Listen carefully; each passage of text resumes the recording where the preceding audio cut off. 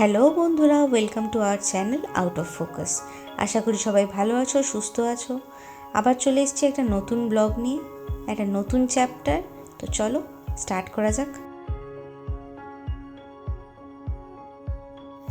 আজকের ভিডিওটা শুরু করছি রুম ট্যুর দিয়ে। তো আমাদের রুমটা বিশাল বড় ছিল।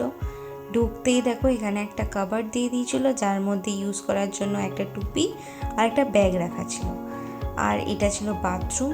খুব সুন্দর একটা স্কাই কালারের টাইলস দিয়ে করা ছিল, তো খুব সুন্দর দেখতে লাগছিল। তারপর এখানে ছিল প্রাইভেট কুমোড, একদম দরজা দেওয়া। এই সিস্টেমটা কিন্তু বেশ ভালো, প্রাইভেসি মেনটেন করা যায়। দেন এখান থেকে একটা বড় মিরর ছিল সাজগোজ করার জন্য। তারপর ছিল একটা কিং সাইজ বেড অ্যান্ড বেডের দু সাইডে নাইট ল্যাম্প। সুন্দর একটা বেশ আই সুদিং রুম ছিল। রুমটা অ্যাকচুয়ালি সি অ্যান্ড বিচ থিমেই করা, তো বেশ ব্যাপারটা সমুদ্রের সাথে তাল মিলিয়ে ভালোই লাগছিল। তারপর এখানে দিয়েছিল কিছু কমপ্লিমেন্টারি বেভারেজেস অ্যান্ড ফ্রুটস। তারপরে এই সাইডে অনেকটা ফাঁকা জায়গা ছিল, অ্যান্ড তারপরে এটা ছিল আমাদের মেন অ্যাট্রাকশন। এটা নিশ্চয়ই নিয়ে আর কিছু আলাদা বলতে হবে না, আমিও মুগ্ধ হয়ে গেছি এই জায়গাটা নিয়ে। তোমরাও জাস্ট দেখো আর উপভোগ করো।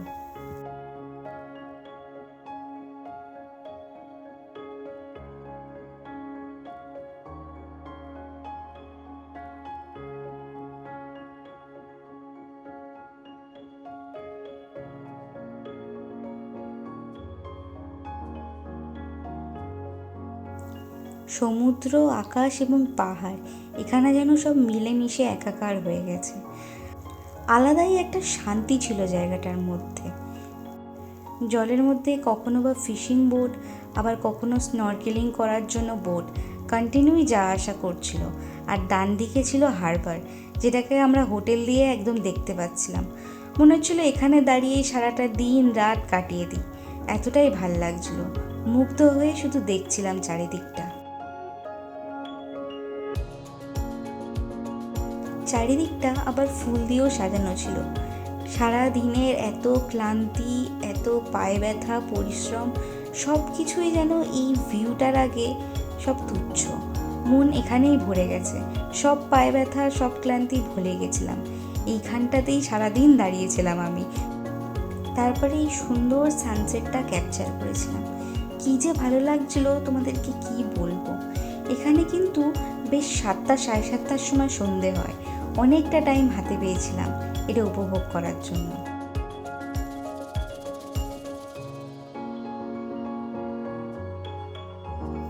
এরপর দেখলাম এই এক পাল ডলফিন অনেকটা দূর থেকে যাচ্ছিল অবশ্য, কিন্তু যতটা পেরেছি জুম করে ক্যাপচার করার চেষ্টা করেছি।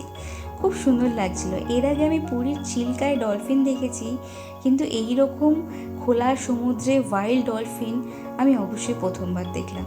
খুব ভালো লাগছিল।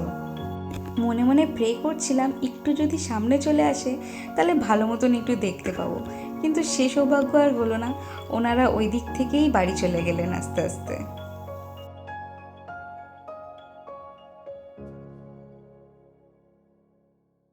ডিনারের জন্য এখানে বেশি অপশান ছিল না, ম্যাক্সিমামই বিফ আর পর্কের মধ্যেই ছিল। তাই আমরা অল্প কিছু অর্ডার করে দিই, আর বিশ্বাস করো আমাকে সস দিয়ে ভাত খেতে হয়েছিল। সো এখন করব ডিনার। এই যে ডিনারে এসছে এগ কারি, রাইস আর এটা সামথিং সতে ভেজিস অ্যান্ড ক্যারট। তো এখন ডিনার করব, ডিনার করে তারপরে কথা বলছি। ডিনার করে একটা পেন কিলার খেয়ে ঘুমিয়ে পড়েছিলাম, আর ভিডিও করা হয়নি। তো সকালবেলা একদম রেডি হয়ে শুরু করলাম ভিডিওটা। এই দিনে আমাদের বেশি কিছু অ্যাক্টিভিটি ছিল না। ইস্ট নুসা ভেনিয়ার দুটো জায়গা ভিজিট করার ছিল। তো আমাদের গান্ধী দাদা বলেছিল তোমাদের টাইম ভালো করে নিয়ে রেডি ফেডি হয়ে ব্রেকফাস্ট করে একেবারে গাড়িতে আসতে। তো আমরা ওই জন্য সকালবেলা আগে রেডি হয়ে সুন্দর করে ফটো ভিডিও সব তুলে নিয়েছি, যেহেতু হাতে অনেকটা টাইম ছিল। আর আমাদের বোট রয়েছে সেই 4:30টার সময়, তো আমাদের হাতে এখন অনেক টাইম। তাই সকালবেলার এই সৌন্দর্যটা মন ভরে উপভোগ করে নিলাম। জানি না আবার কবে আসতে পারবো এখানে, তাই এই সুযোগ কি আর ছাড়া যায়। অনেক ফটো তুলেছি। এই ফটোগুলো তোমরা আমাদের ইনস্টাগ্রাম অ্যাকাউন্টে গিয়ে দেখতে পাবে। আমাদের দুজনেরই Instagram link and Facebook link ডেসক্রিপশানে দেওয়া রয়েছে, সেখানে গিয়ে তোমরা চেক আউট করতে পারো। আর আমাদের আউট অফ ফোকাসের ফেসবুক পেজের লিঙ্কও দেওয়া রয়েছে, তোমরা সেখানে গিয়েও দেখতে পারো। আমরা ওখানে অনেক ছোট ছোট শর্টসও দেব। আগের ব্লগে তোমাদের বলেছিলাম যে আমাদের রুমটা বেশ নিচে ছিল, তো এই দেখো এই ছিল রুমটার লোকেশন। উপরের লবি থেকে অনেকটা নিচে নেমে এসে আমাদের রুম, দেন সেখান থেকেও প্রায় এতটা সিঁড়ি নেমেছিল সমুদ্র। সেখানেও সিটিং ব্যবস্থা ছিল, কিন্তু আমরা আর ওইখানে অবধি যেয়ে উঠতে পারিনি। এই দেখো এতটা খাড়াই সিঁড়ি দিয়ে উঠে তারপর ছিল লবি। তো চলো লবিতে যাওয়া যাক। আমাদের ব্রেকফাস্ট কমপ্লিমেন্টারি ছিল, তো তাই জন্য আমাদের অলরেডি 2বার কল করে নিয়েছিল ব্রেকফাস্টের জন্য। তো চলো দেখা হচ্ছে ব্রেকফাস্ট টেবিলে।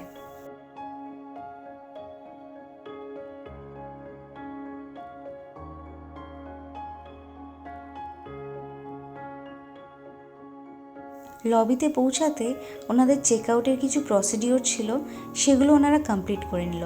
অ্যান্ড দেন আমাদের যেহেতু সকালে চেক আউট ছিল, তাই ওনারা একটা ক্যান্ডেল লাইট ব্রেকফাস্টের অর্গানাইজ করেছিল, যেটা খুবই সুইট জেস্চার ছিল।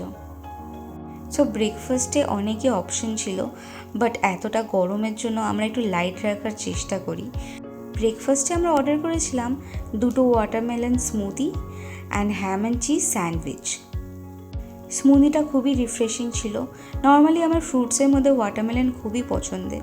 এরপর ওনারা কমপ্লিমেন্টারি হিসাবে একটা ক্রোসন অ্যান্ড কিছু ফ্রুটসও দিয়েছিলেন। ক্রোসনটা খুবই ভালো খেতে ছিল। আর এখানে যেহেতু গরমের এরিয়া, ওই জন্য এখানকার ওয়াটারমেলন, পাপায়া এগুলো খুবই টেস্টি ছিল। অ্যান্ড দেন স্যান্ডউইচটা যতটা আমরা লাইট ভেবেছিলাম অতটা লাইট ছিল না, খুবই হেভি ছিল।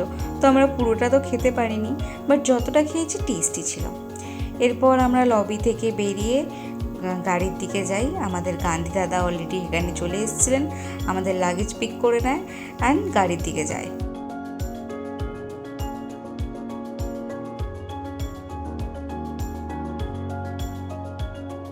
আগের দিন হোটেলে আসার সময় এই আসার পথটা আর ক্যাপচার করা হয়নি, জাস্ট সিঁড়ি থেকে ক্যাপচার করেছিলাম। এবার দেখো রাস্তাটা কতটা খাড়াই ছিল। যাওয়ার সময় ব্যথা পা নিয়ে আমি টের পেয়েছি যে কীরকম দুর্গম রাস্তা ছিল, কিন্তু জায়গাটা কিন্তু খুবই সুন্দর।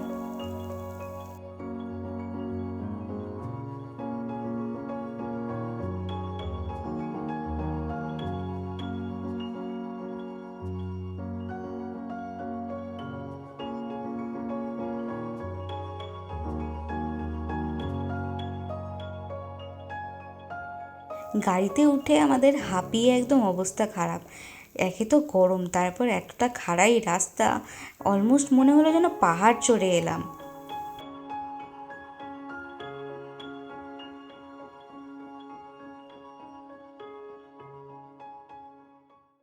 এরপর জঙ্গলের আবার সেই আঁকাবাঁকা রাস্তা দিয়ে আমরা চলে যাচ্ছিলাম আমাদের ডেস্টিনেশন, যেটা ছিল গোল্ডেন বিচ। গোল্ডেন বিচটা আগের দিনের বিচগুলোর থেকে বেশ জাঁকজমক ছিল। অনেকগুলো ভালো ভালো ক্যাফে, চারিদিকে দোকানপত্র, আর তেমনি ভর্তি ট্যুরিস্ট। কিন্তু এই দিন ভোর রাতে বেশ বৃষ্টি হয়েছিল, ওই জন্য আজকে গরমটাও পড়েছে মারাত্মক, একদম সহ্য করা যাচ্ছে না। একটু করে হাঁটছি আর জল খাচ্ছি। এখানে কাউন্টারে টিকিটের সাথে সাথে ওয়াটার বটলও প্রোভাইড করছিল, কারণ এত গরমে কে কখন ফেন্ট হয়ে যায় তার ভয়ে ওনারাও পায়। আমরা আসার পথে অলরেডি একজন ফরেনারকে দেখেছিলাম অসুস্থ হয়ে পড়তে। এই রোদে গরমে উনি খুবই অসুস্থ ফিল করছিলেন, তাই আমরাও আর রিস্ক নিইনি। হাফ পথ গেছি, দেন সুন্দর ফটো তুলেছি, ভিডিও নিয়েছি, দেন ফেরত চলে এসেছি। এখানেও ওই একই ছিল, ওপর থেকে ট্রেক করে তোমার নিচে নামতে হবে, দেন বিচ পাবে। তো এটা আমাদের দ্বারা সম্ভব না, তাই আমরা ওপর থেকেই জায়গাটা উপভোগ করেছি। কিন্তু জায়গাটার সৌন্দর্য এক কথায় অসাধারণ ছিল।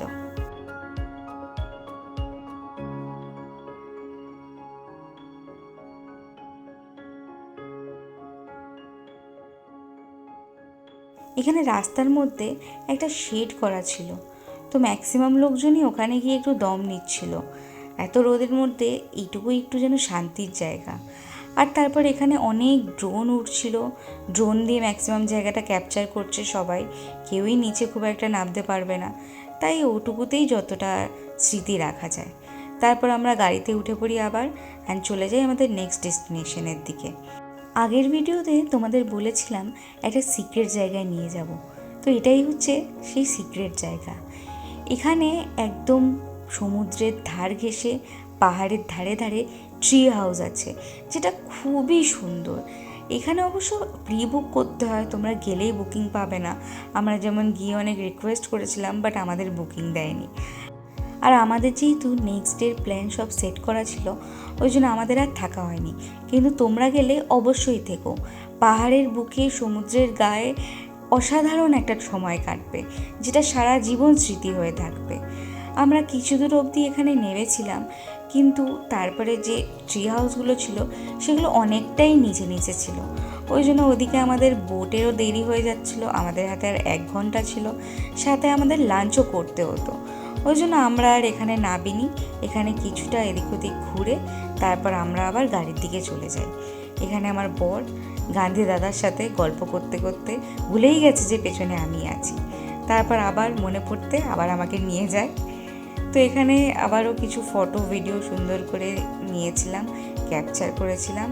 খুব সুন্দর জায়গাটা, স্মৃতি হয়ে থাকবে, মনে থাকবে, খুব ভালো টাইম কাটিয়েছি। এরপরে আমাদের গান্ধী দাদা ইস্ট নুসা পেনিডার সবথেকে সুন্দর অ্যান্ড বেস্ট রেস্টুরেন্টে আমাদের নিয়ে আসে। লাঞ্চ আমাদের কমপ্লিমেন্টারি ছিল। হেভি ব্রেকফাস্টের জন্য যেহেতু আমরা এখনও ফুল ছিলাম, আমাদের একটুও খিদে পায়নি, বাট গান্ধী দাদার রিকোয়েস্টে একবার ঘুরেই গেলাম। না, জায়গাটা সত্যি খুব সুন্দর ছিল।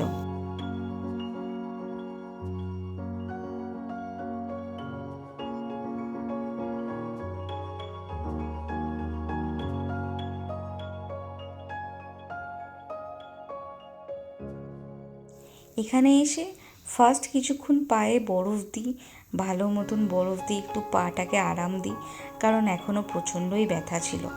অ্যান্ড দেন আমরা অর্ডার করেছিলাম 2টো আইস টি। গরমের মধ্যে এটাই আমাদের সেভিয়ার ছিল।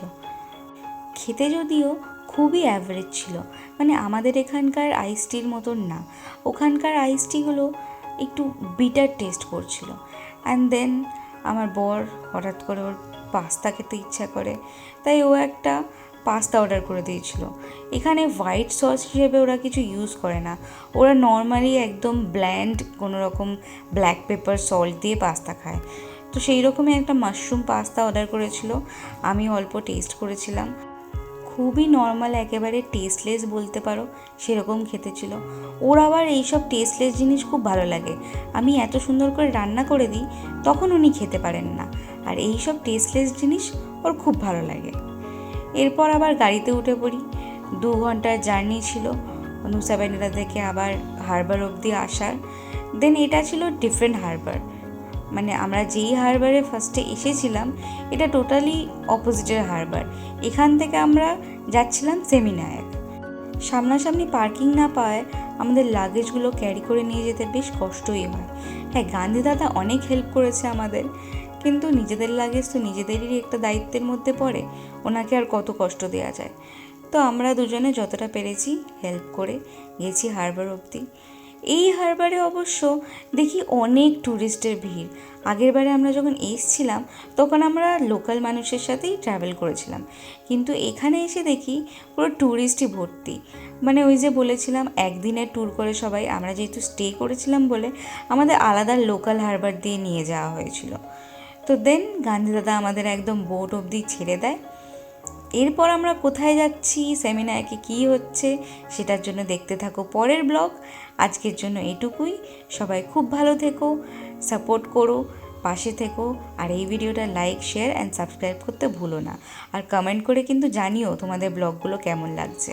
আজকের জন্য টাটা।